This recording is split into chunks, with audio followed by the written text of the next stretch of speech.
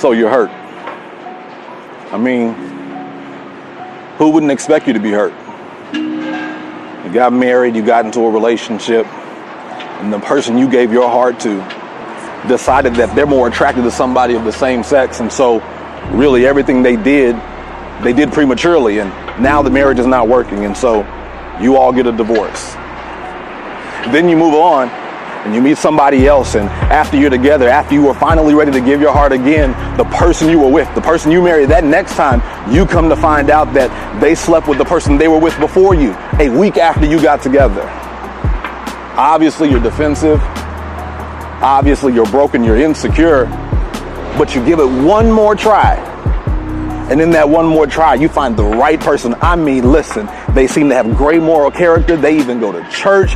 They seem like they're going to give you everything. And then after you're married, you are finding out that they're still in a relationship with their child's parent. And so now you just thought they were being friendly. You just thought they were co-parenting, and come to find out they've been sleeping together and talking about they may still be together one day. You have a right to be hurt. You have a right to feel like you'll never love again. You have a right to feel like maybe this is what you deserve. Maybe this is what you get because you didn't do everything right. Maybe this is what you get because you've caused other people's relationships to mess up. Maybe you feel like you don't deserve any better because even while they were doing wrong, you decided maybe I should do wrong, and so you did your dirt. Absolutely, you should be afraid. Absolutely, you should be scared. Absolutely, people should understand why you just don't think love is for you.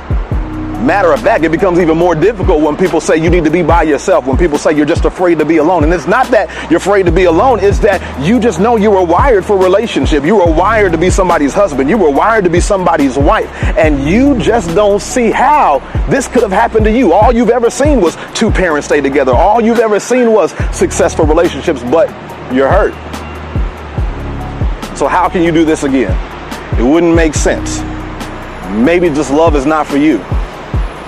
How could anybody want to do this again?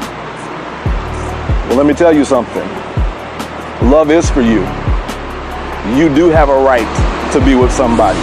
You do have a right to make the choice to try again. You do have a right to decide that there is somebody who is there for you. You do have a right to spend time to discover yourself and realize the areas where you need to improve. You do have a right to take accountability for your bad actions, regardless of what anybody else did. You do have that right. Matter of fact, you have that right, and once you go through that process and you discover yourself and you find out what you want and what you need and what you don't want, God will send love to you again, and you will find this boldness to try one more time. How do I know?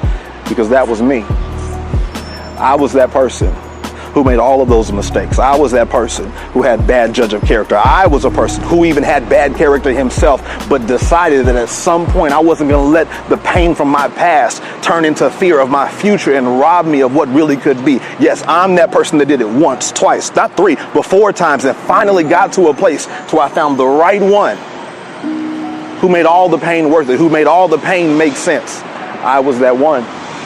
And so if I can do it, you can do it too. If I can do it, you can discover for yourself that there is somebody out there who is right for you. You just have to deal with yourself first. And once you deal with yourself first, you will find out that you do deserve to be loved. Even if people tell you you don't, even if people send the messages and say, don't mess with him, even if the people send the messages and say, don't mess with her, even if the people say that you're this and you're that, even if the people say that you're a hoe, listen, you don't have to be any of that, because you're not defined by what you used to be. You're defined by who you choose to be. And so it can be you. See, these are the things that I put in my book called REALationships.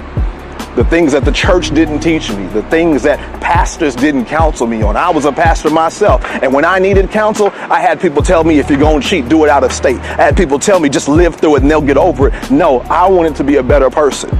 And so I realized that once I made that choice, I had a right to be loved, and I had a right to love the right way. You want to learn how to do that? Take some time. I suggest you read my book, because if he can do it for me, he can do it for you. Don't give up on love. It belongs to everybody.